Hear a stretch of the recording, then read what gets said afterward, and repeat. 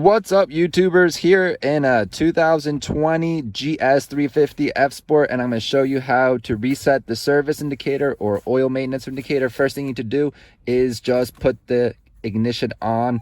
Don't turn the car on. So that way you have all these lights displayed, and now you're going to continue on into the next step. Very simple. We'll come over here to the right hand side. We're going to use this as a navigation, and we're going to start off by hitting the return button. That way this activates the full menus. We're going to continue right all the way until we get to this cogwheel. Once we have the cogwheel up, we're going to select vehicle settings by pressing this center button right over here. You got to do it nice and quick though, so we're going to do that one more time. Vehicle settings, we're going to select vehicle settings using this button right over here.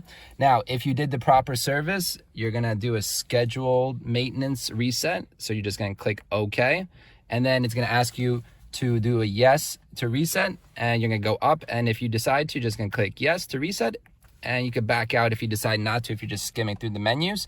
Also, same thing, if you do your oil reset, which you have to remember, scheduled maintenance is a little different than oil maintenance, and oil change should be done, in my opinion, about every 5,000 to 7,000, but make sure to go to your scheduled maintenance. So if you go back while I'm talking, once again, you just press the return button, and this brings you to oil maintenance. Same thing, press the center button. If you decide to, go up to yes, hit the center button once again to reset. That will give you a full confirmation.